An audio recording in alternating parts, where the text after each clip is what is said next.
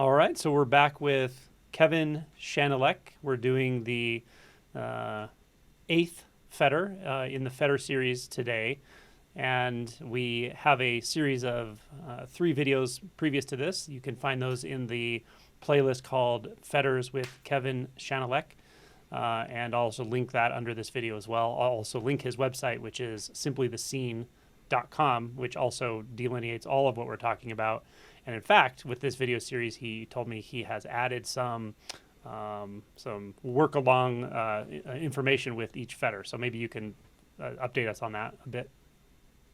Yes, so if you go to the website, there's a new option called self-guiding outlines based on what we've been talking about. How do you do this?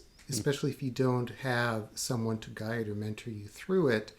Those outlines are intended to give you the same sorts of exercises and pointers that at least I would give someone if I was working with them. Awesome. Yeah, thank you for doing that. I'm sure that's going to be really helpful. So we finished last week's discussion of the seventh fetter, which is essentially the seeing through the illusion of form, perception, distance, time, space, essentially anything in the world of form. And when that fetter falls, maybe you could speak a bit about how people tend to find experience at that point. Sure. At that point, there no longer seems like you're looking at actual somethings out in the room, or even if you're looking at your hand, it doesn't seem like a unique, independent thing anymore. It might feel like you're living in a movie where things are more two-dimensional, and you realize that what you're seeing is an interpretation of light waves hitting your eyes and being interpreted in your brain, which is what you've been doing all along. It's just that after the seventh fetter falls, it's unmistakable that that's really all you've been doing. You can still get around during the day. You can still refer to, my hand, but there's no longer the sense that it's an absolute separate thing. So it can be a little disorienting. Disorienting, I was going to say it can be, I've seen vertigo, I've seen problems with timekeeping, with remembering to do things. Setting timers can be helpful with this to readjust. And I find that people adjust. I definitely adjusted, but even still, there are times, depending on if I don't have my usual structure of time, it feels like time just disappears. Like I don't even know what an hour versus a day is versus a week sometimes. So time is very strange. Yes, setting a timer for everything is how I get through the day now. So what else did I want to ask you or say about that? So essentially, the fundamental orientation to form, not being there, you could almost say, you experience now something like the unconditioned. Not that there's some solid thing called the unconditioned, but there's still a filter left. Yes, you're still conditioning your experience. It's just that you're no longer superimposing your assumptions onto something in particular because you no longer have the sense of there being something in particular. And yet, though, as you say, there's still a filter in place. It might be assumed that, well, if you don't perceive yourself as having a body or a mind, then you must not exist. Prior to the seventh fetter falling, that might make sense because it seems like you are your mind and your body. Once those fall away, though, there's still an unmistakable sense of me or I. That's what's left. It doesn't have a tangible form, but it's there nonetheless. I think you mentioned at one point that in your reading of like Nisargadatta, the description he gives of what he calls the I am sense is probably this. Yes, he starts out with And we all start out with, I am this or I am that. In fact, the name of his most famous book is I Am That. And we come to realize, whether through the unfettering process or some other way, that yes, I identify with a lot of different things. My memories, my body, my reactions, you name it. If you can get rid of all of that you identify with, all you're left with is you. Just that sense of I am without the I am that. Mm. And what in the heck is that? That is, well, anything that you used to identify with. Yeah. Oh, I mean the I am sense that seems to be remaining. That's the focus of Fetter number 8. It can seem to be absolutely fundamental. Mm-hmm. If the 7th fetter falls, if you drop in the phrase I am, it can seem like there couldn't possibly be anything behind it or underneath it. It doesn't seem like a belief. Mm-hmm. Also, with the falling of the 7th fetter and there no longer being somethings out there by which to define yourself or compare yourself, you might assume that your experience is now completely non-dual because you don't have that stark separation any longer. However, what the 8th fetter explores is what turns out to be a very subtle, yet we can see very obvious duality that we set up. We still have the sense of me and what's not me. We still have a sense of there being an interior or inner aspect to experience and what's happening out there. It's just that how we set up that more subtle duality it's much more difficult to work with, at least at first. However, everyone that I've worked with eventually got, oh yes, I am still creating a duality here. Mm-hmm. And of course, once the 7th fetter is out of the way, your attention is just naturally becomes much more sensitive, much more subtle, by which you can see eventually quite clearly what it is you're doing. Mm. Yeah, I might say it this way. We'll get into the mechanics of it, but I might say it this way. At some point, at this point of recognizing sort of formlessness, where in the heck could it even hide? Like where, it's almost like there's sound, wherever that is, whatever that is, there's sensation. You know, you have 5 senses and you have whatever a thought is. With no perceptual distance, there's nothing between anything. There's no place for anything to hide, you know. And that sort of unpacks itself in a way, I think, for some people, and others maybe they have to probe this for a while. I agree, especially if, well, not if, but because of the fact that prior to the 7th fetter falling, we just naturally think in terms of 3-dimensional space and where something is. Mm-hmm. Now that, or once that you don't have that sense of space anymore, it's like, well, where is anything? It's like the question where becomes not a question you need to ask anymore, because you can still ask directions if you're lost on the freeway, but experientially you don't have the sense of space. So the word where doesn't mean what it used to mean. Yeah, absolutely. So how do you work with somebody to try to start to investigate this? Well, the first thing that I do is, one, as I mentioned before in previous videos, as something of a health warning, what we're doing here, what we have been doing, is peeling away layers of you, of yourself. Mm-hmm. Part of the function of the self has likely been to manage trauma, something that's happened perhaps decades ago. It becomes incorporated into your sense of self. It's managed, it's governed. Mm-hmm. It may even be tamped down and covered up. What we're talking about with the 8th fetter is the last layer of your identity. Therefore, whatever has been in place to help manage trauma, if you take away this fetter number 8, this belief, the trauma will still be there. It's not like life is suddenly perfect. So the first few days, weeks of dropping the 8th fetter can be much more than you might expect in terms of feeling very uneasy, even some very intense suffering. Mm-hmm.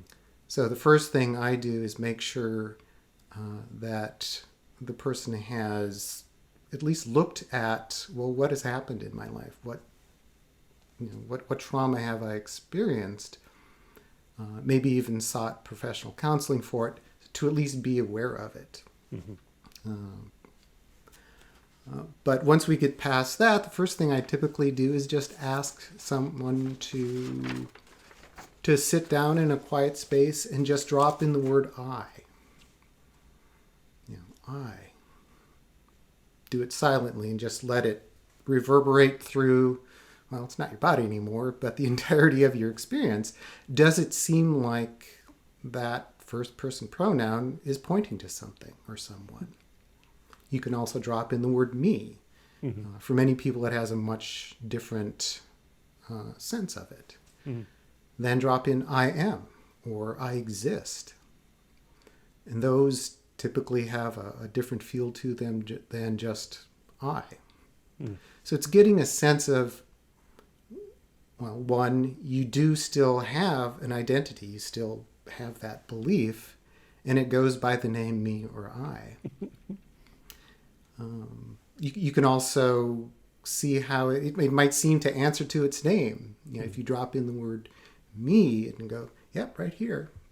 Or if you say to yourself, I exist, the message that can come back, you're darn right I do. Thank you for asking. So, and you can also really get a sense of how you have what appears to be, anyway, an interior aspect to experience. Mm-hmm. There's something happening in here, and the rest is happening out there. Yeah. So it's just getting used to, oh, yes, I have an identity, and there's a word or words that can instantly trigger it. Second, I want to say two things about. Oh, go ahead. Yes. I was just going to say two things in reflection. One is the bit about trauma or having maybe not a fully addressed something going on in your pain body or whatever. I find that very interesting, and I've seen very surprising reactions to this fetter falling. This subtle self-sense is usually what I call it when it just blips out of existence. The reaction can be really quite intense for a short period of time. But the funny thing is, if you talk to somebody who's going through it, they also very, very, very clearly see that there's really no one to whom that refers at all anymore. It's this just raw sort of reaction almost. But I also find it tends to sort itself out. Although it's an uncomfortable experience, it tends to sort itself out over time. But there's quite a variation in reaction that I notice. We can talk about our own experience, but for me, it was different than that. For me, it was kind of just a relief, and it was really kind of funny. It was like, it was just kind of like a cosmic joke, really, I guess is the best way I can say it. Still funny to me, actually. When I even talk about this stuff, it's kind of funny, but I also see how real it feels, when it's there. So, mm-hmm. And then the other thing I wanted to say was, I lost it. Anyway, it'll come back. It may come back. So after asking the person to get a sense of, okay, there is a me, there is an I, or at least it seems like there is, the next thing I typically have them do is to trigger that sense of identity in a controlled way. As it turns out, it doesn't take much at all to trigger that sense of, oh yes, I exist. A very simple exercise is simply to sit down and close your eyes, and as you open them, just look at something in the room. And in the first few milliseconds of that visual experience, if it is a book laying on the table, it'll be a book, and then the sense of I that is not that book will just naturally come up. It could be anything And it could be even stronger if you look at a picture of your family, for example. But it doesn't take much of anything. Really, it just takes living daily life for that sense of identity to be triggered. And that can be valuable in terms of a dialogue to help someone see that this sense of identity is not always there. I think we all have an experience in our lives of that sense of me just not being there. Perhaps we're doing some task that we're just totally into, and then the phone rings, or someone comes in the door, and suddenly our sense of identity comes back. So that sort of exercise helps people to see, okay, maybe this isn't a given. Maybe it does. It actually does come and go, and maybe there's something that I can work with here. Yeah, the other thing I was going to say, it just came to me. So the bit about an inner world, that's the part that I find very interesting, because it's very easy to overlook what that means until you're face to face with nothing else but that tendency to, it's almost as if there's a tendency to withdraw inward without really ever looking at what inward even means. And when you eliminate the illusion of space or distance or perception or form, what is that? It's like it's not really there anymore. And just becoming aware that there's nowhere to retreat from life to, or to experience, or whatever, the rawness of just sensory experience. I think Adyashanti has said that for him it was like the inner world absolutely completely disappearing. Or the arc of consciousness that allows you to become self-aware that starts early in life turns back around, or something like that. So these are just other analogies to it to give people the sense of what we're talking about. Right, and the next exercise I suggest people do gets exactly to that. What seems to happen when, for example, you just look at a book or a picture on the shelf, and that sense of identity shows up? What I found eventually is that even though there's no sense of space anymore, I still felt like I took a subtle step back from experience. And I can still remember the sensations that seemed to be in the front of my body. It was like I was subtly being pushed away, as if I was carving out my own space and say, okay, I see that book, and here's me. That book is not me, I'm me. And there's still this difference, even though it's no longer a matter of being separated by physical space. So the exercise is about, okay, as you feel that part, what I would call a partitioning of experience, suddenly I've got my own space, and whatever I'm looking at has its own. What's happening there? And in particular, what seems to now be activated by which that partitioning starts? You can feel like a filter kicks in saying, okay, what's me and what's not me? I'm going to start sorting things into those two piles. It might feel like a screen or some sort of differentiator or distinguisher. So what I ask people to do really is come up with a verb, really, of what seems to happen. It can be, there can be the tendency to just say, well, just consciousness kicks in or awareness kicks in, which is really general. And it's more of, it may seem like that, but I ask people to be very specific about what exactly seems to happen. And this is not something that's going to show up on an X-ray, but every time a visual or even auditory experience or just thinking about something comes up, you get that sense of rediscovering or recreating your inner experience. What's doing that? And as it turns out, whatever that is, let's call it a differentiator or a filter, you identify not just with that, but as that. Because our natural ability just to tell the difference between a door and a wall and walk through the door is enough to say, okay, well then there must be something in here, someone in here actually, called me. So it's getting a sense of, for you, what seems to happen. Mm-hmm.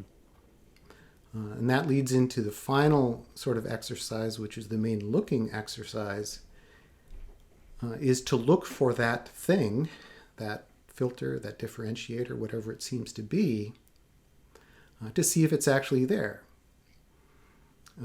It's not looking for, well, is there an inner experience? Where is the boundary to that? And you'll instantly not find one. This gets underneath that creation of what seems to be an inner space, and you look for it. Mm.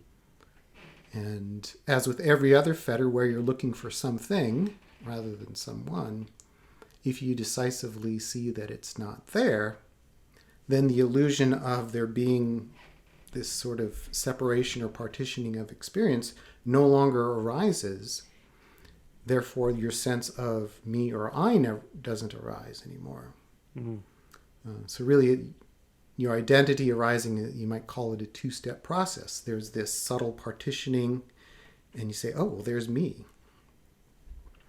And I think regardless of the language you speak, first-person pronouns, with the exception of, I think, one or two languages in the world, that's what we call that, our part of that, of experience that has subtly been separated out. So you're going after looking for what it is that even makes that parsing experience appear, if anything. Yeah, the partitioning, yeah. And it's not going to show up on an X-ray, but just as the word I or me has a meaning to you, I ask people to find a word that has meaning for them in terms of, well, what seems to be happening, even on a quasi-physical level. So if it's a filter, look for that filter. And if you stop habitually starting to divide or partition experience, then your sense of identity will fall away. And like every other fetter, once you see that there is no such thing as an inner or outer aspect to experience, there is no me whatsoever, you see it's been like that all along. Like you, I thought it was funny.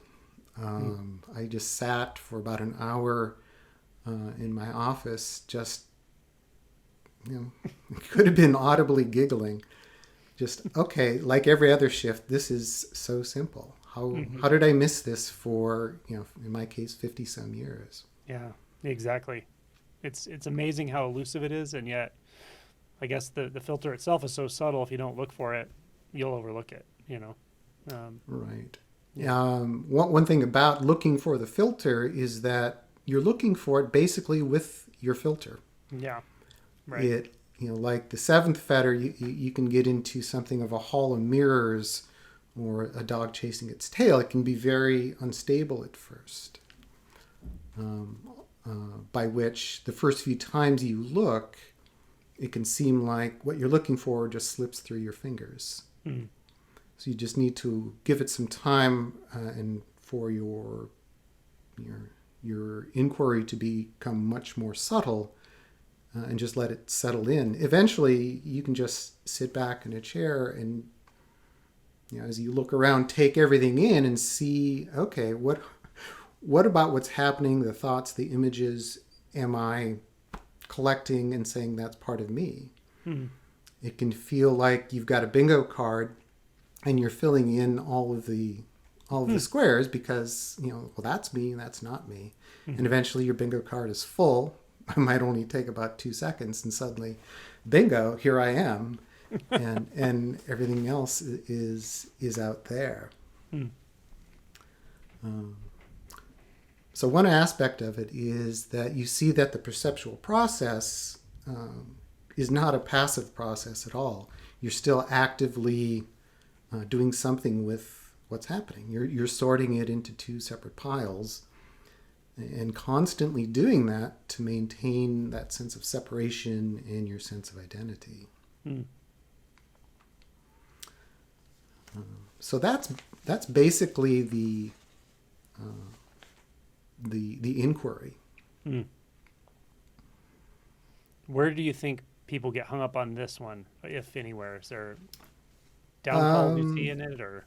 Yeah, there's a few things. One is it can be tempting, or there can be a tendency to start looking for a who. You can start looking for me rather than a what or a thing. And even though this fetter is called I am, as with every other fetter, you're actually looking for something that gives rise to that sense of, in this case, I am. It can be, you can start to look for as I mentioned before, the boundary between inside and outside. And of course, you'll not find it, but you're not going to be working with the underlying cause of, well, why do I think there's an inside or an outside in the first place? Mm. As I mentioned before, this is the end of the line for your identity. Mm-hmm. So as that sense of me or I starts to wobble, a lot of fear can arise, and you may not even notice it. And it can make looking very difficult, if not impossible, because you're still trying to come up with, subconsciously come up with strategies for this looking to not be successful, you might say. That's a good point. That's a really good point. If you're getting distracted, if, heavy emotion stuff is coming, or you're disoriented, not sure what your motivations are and so forth, that may be time to step back a little bit and just look and see if there's something else to address before you come back, take a break. Right. Another thing that I look for is there's a gap here. Just like with the other fetters, here the gap is when you first start looking at something and that separation process just starts up and you start to feel yourself stepping back, or you start to feel the separation or partitioning, or maybe there's a flavor or taste of me that is just starting up. At that point, you can stop looking at whatever you're looking at and start to look within for, okay, where's this filter? Where's this differentiator? And it can really help to close your eyes. However, since all of us became so accustomed to that sense of me or I, it's so easy to jump past that gap and no longer, you don't even need the sense of there being a differentiator anymore. So there's nothing to look for, really. So it's finding that point of tension where you feel your identity, you feel your own space being created, but you're not quite there yet. So it's very, very subtle. Yeah.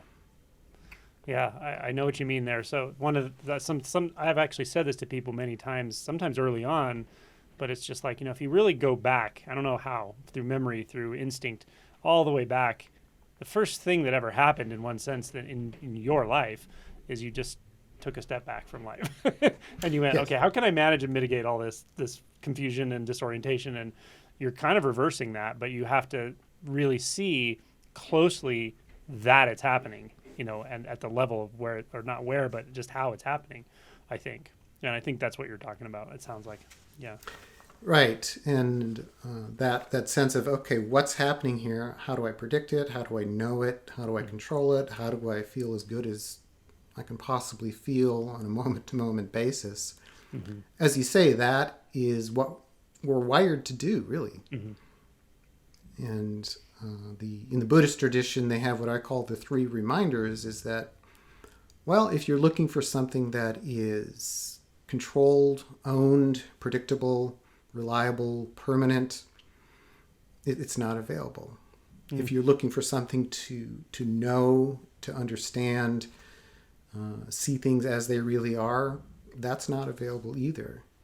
And finally, if you're hoping that you're always going to feel good, that's not going to happen either. Yeah. And that's when you take away the sense of identity, the sense of me, what you find is that, well, wait a minute, everything else out here can change, can be unknowable, or I can't predict how I'm going to feel about it. but I've always had me. Mhm. That was my prime example of, reliability, predictability, knowingness, control. If you strip that away, then, in addition to trauma coming up, suddenly you've got nothing to point to and saying, okay, what I've looked for my entire life since that first step back, I don't have anything anymore. Yeah. And so what can arise is what's called restlessness, which is the ninth fetter. I mean, that's what comes up. It's like, wait a minute, it seems like something's wrong here. I had that sort of certainty with the self, and it's not there anymore. Yeah. Another way to translate the ninth fetter is compensation. You've got these beliefs of what you should be able to find, and you can't. So how do you compensate for that? Well, how you used to compensate for it was, well, there's a me that is exactly what I'm looking for. Yeah. And suddenly that's gone. Yeah. So for most people, I would say what the ninth fetter is all about becomes abundantly clear as soon as the eighth is gone. Maybe there's a few days of a honeymoon period, as it's usually called. But the fact that you're still trying to find something like yourself that has those qualities that you're looking for, that sense of control, knowingness, predictability, then the ninth fetter just comes to the fore because there's nothing in the way any longer. And the key insight there is, but did you ever need it? Is it ever actually needed? I think that's what seems to correct that. It's I find it's a very binary, but very deeply rooted and, as you mentioned, can be quite disturbing reaction that's still there somewhere. Not a reaction, it's a reactivity or some kind of energetic thing. So, but the key to that is, did you ever need that inner world? Did you ever need that illusory self? And to see that it never actually did anything. It was always an illusion. And really did cause all the suffering. I think it tends to correct itself, but I'm sure you have more experience with working with people directly going through that ninth fetter. Yes, and what you find is that you might think that, well, if there's no one here, then suffering must stop because there's no one that can suffer. And what you realize is that, well, you never needed a self. You suffered and then created a self or a sense of identity to try and address that suffering, and of course it didn't work. So here, as you say, you're back to reactivity. It's like working with fetters 4 and 5.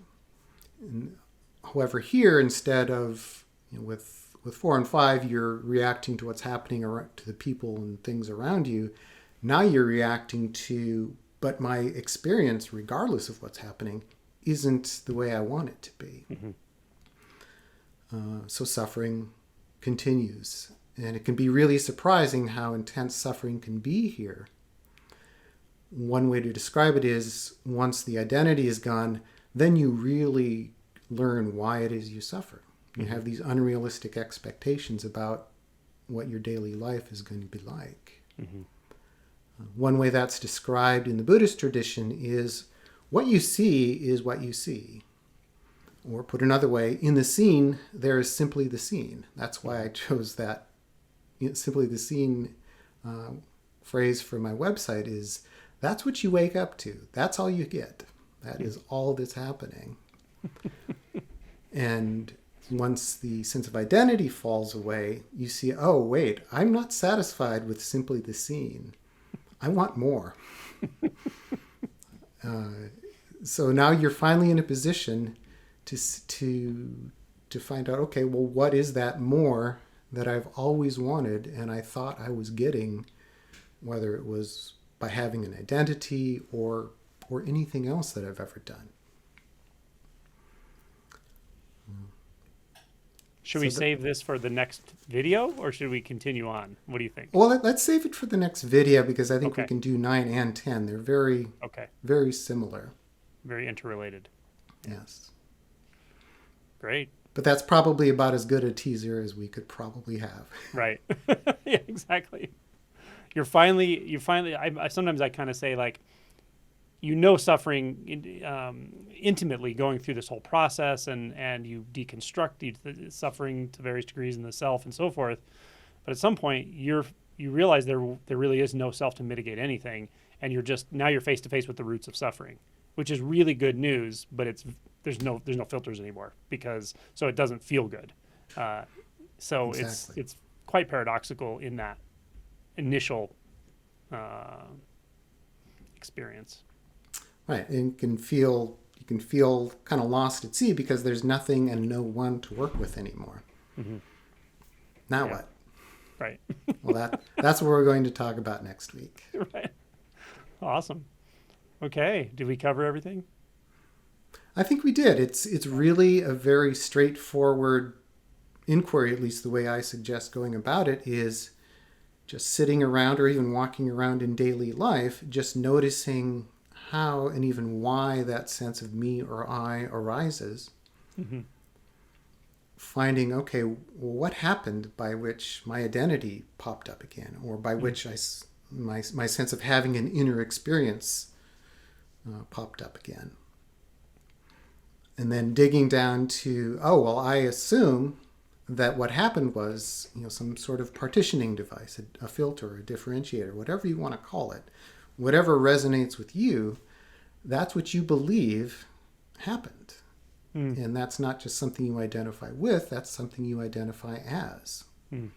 And if you can conclusively see that there's no such thing as whatever it is that seems to split experience into a me and a not me pile, then that's when your illusory identity finally falls away, because you no longer believe that even happens anymore.